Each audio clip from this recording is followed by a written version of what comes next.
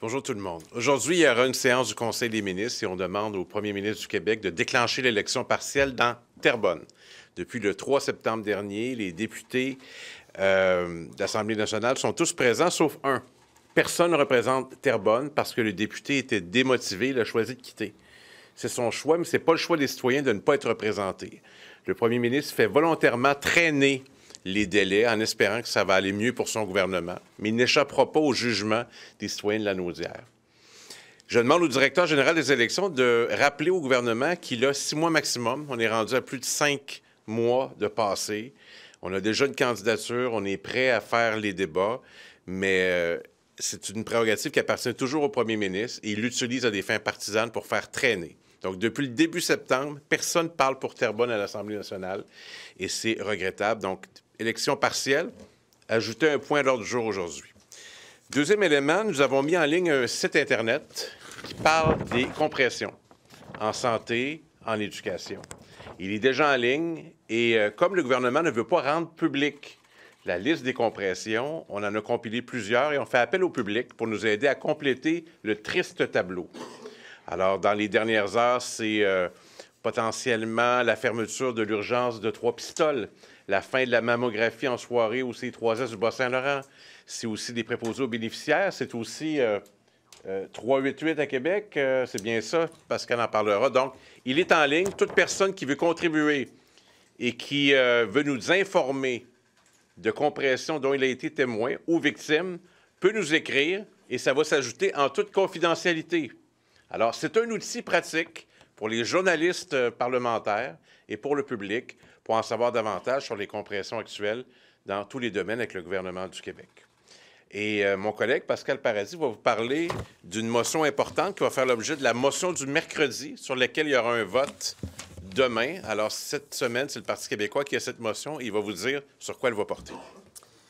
Oui, donc nous allons débattre cet après-midi à l'Assemblée nationale de la motion déposée par le Parti québécois pour que le gouvernement et Santé Québec rendent public le plan des compressions budgétaires en santé et aussi pour que le gouvernement du Québec reconnaisse et prenne la responsabilité des 1,5 milliard de dollars en compression qui sont exigés à l'intérieur du système actuellement. Donc, nous allons débattre de ça cet après-midi.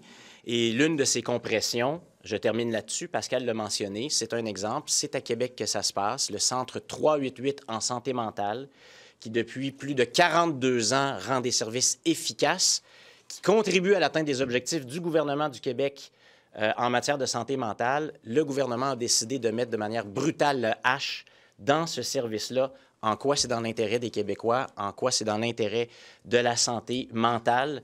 En fait, ce n'est pas dans l'intérêt des Québécois, ce n'est pas dans l'intérêt de la santé mentale. C'est un exemple de ces coupures qui sont effectuées actuellement. Et sur ce, on est disponible pour répondre à vos questions. 76 des Québécois qui laissent entendre qu'ils vont moins acheter sur Amazon, qui vont aller moins aux États-Unis, qui ne considèrent moins, presque les 3/4, les Américains comme un pays ami. Quoi?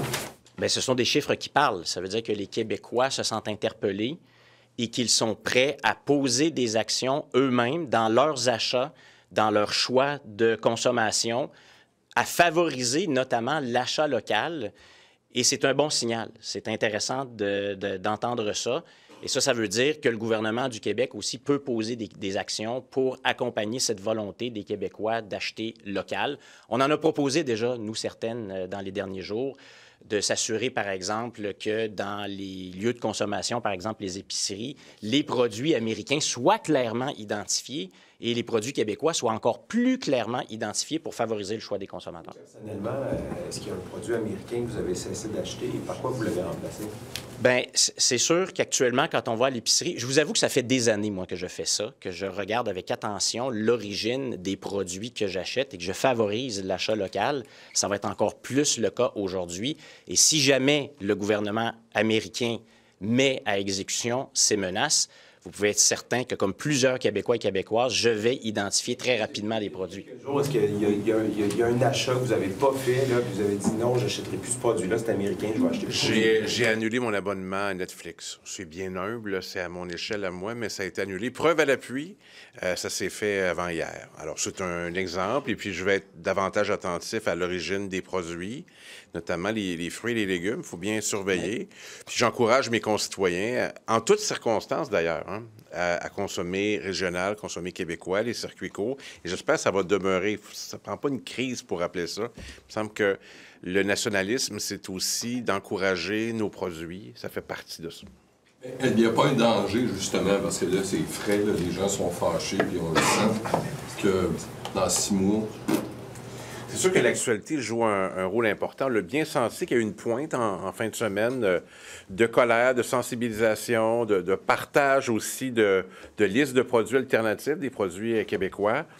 Il faut que ça dure, il faut que cette fierté-là de consommer québécois demeure. Évidemment, l'enjeu du prix va tout le temps être fondamental.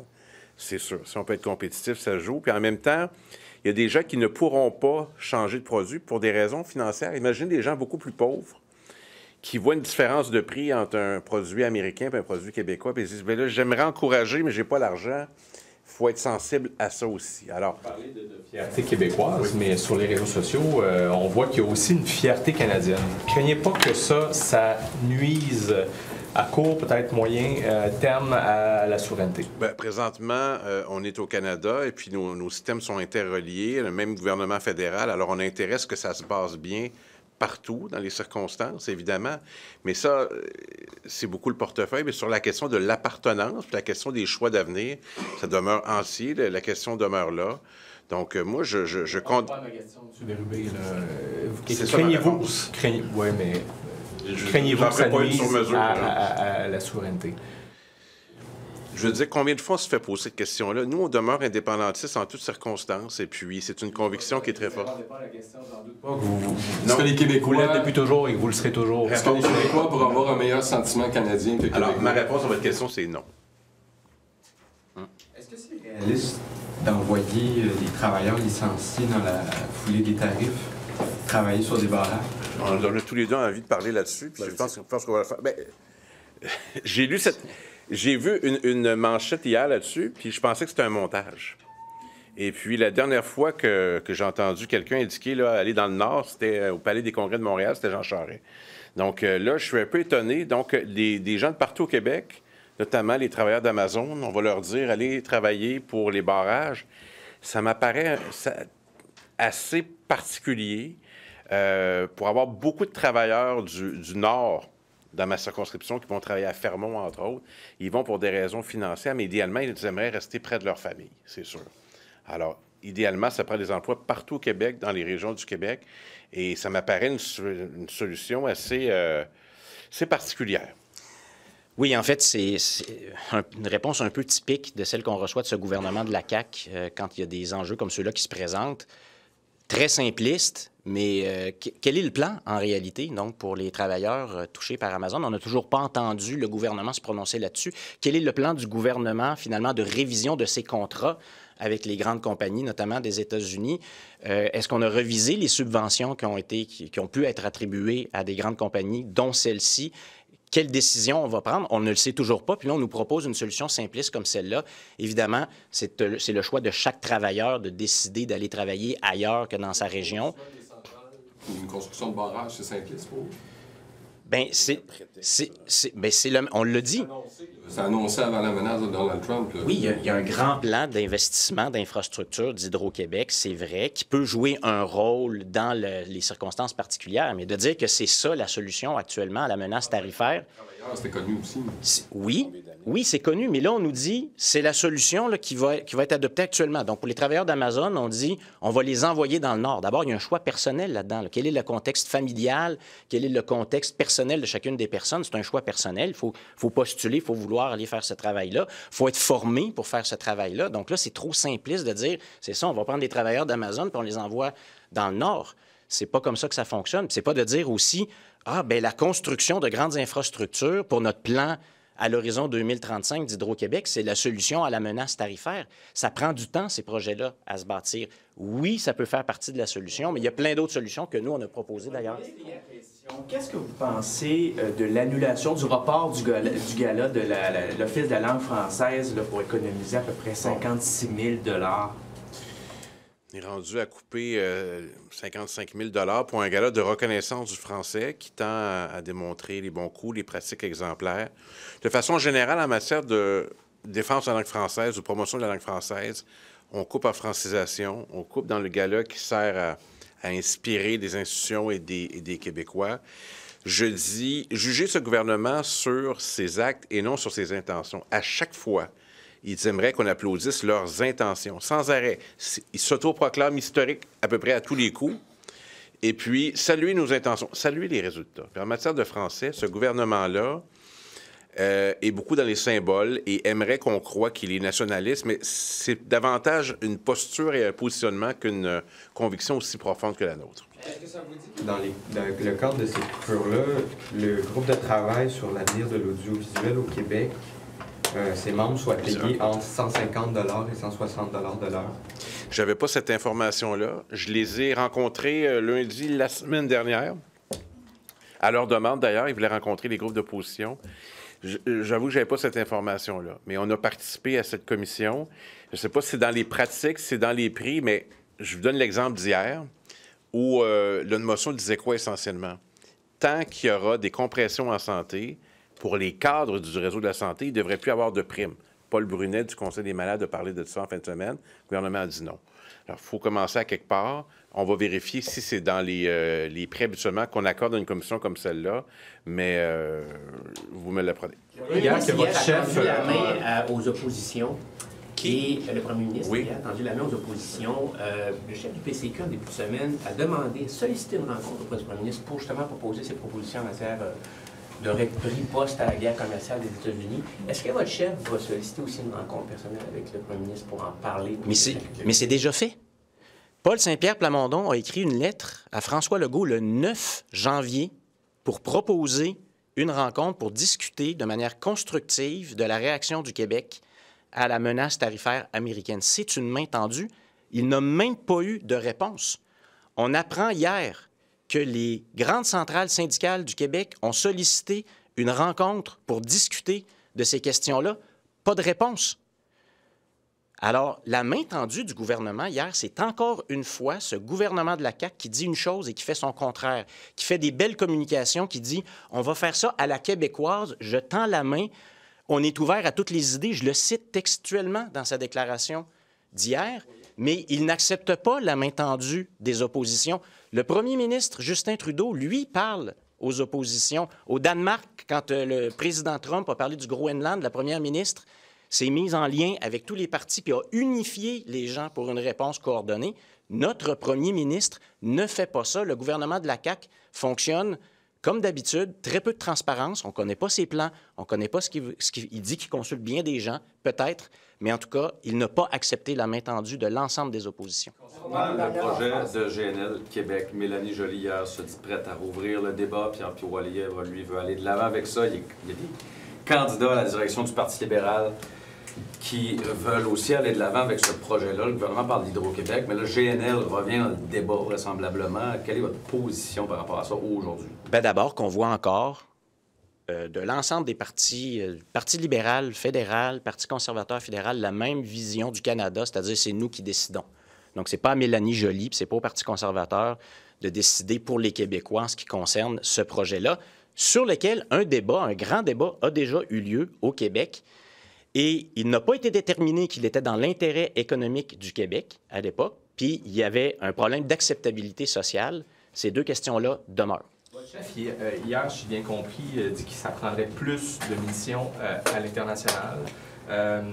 Depuis 2018, François Legault a peu voyagé, là, somme toute. Il a fait quelques voyages à l'étranger. Autrement, c'était M. Fitzgibbon, Mme Biron, Caroline Proulx qui a fait des voyages. Est-ce qu'il a trop sous-traité à ses ministres sa représentation internationale? Bien, la situation actuelle, elle demande un effort particulier.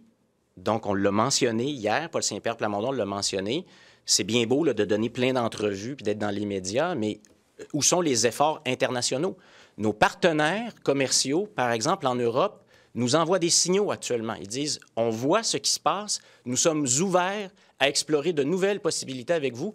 Alors, c'est le temps de voyager, c'est le temps de se déplacer. Est-ce que le gouvernement l'a fait assez?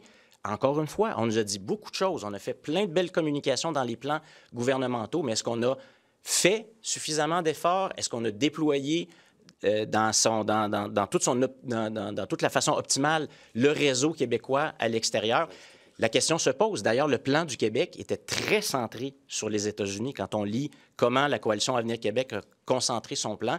Maintenant, c'est l'Afrique, l'Amérique latine, l'Europe, le reste du monde pour développer d'autres marchés et réduire la dépendance au marché américain. Je regarde dans les communications, les députés de la CAQ et le gouvernement valorisent beaucoup le fait que la ministre de l'Économie a accordé beaucoup d'entrevues. Ah, elle a passé toute la journée à accorder des entrevues. Des entrevues au Québec pour convaincre qui? Convaincre les Québécois qu'ils agissent. On n'est pas à convaincre. Ce qu'il faut, c'est se rendre à l'étranger, arriver avec des ententes, avec des avancées. Quand on valorise ça, on valorise le fait encore de la communication, des symboles. C'est bien important de passer partout pour vous dire qu'on s'occupe des affaires. Ce qui parle plus, c'est les résultats. Alors, encore une fois, c'est un bel exemple. Arrêtez de valoriser le fait qu'on a été partout. Valoriser le fait qu'être partout, c'est être partout dans le monde, pas être partout dans les médias québécois.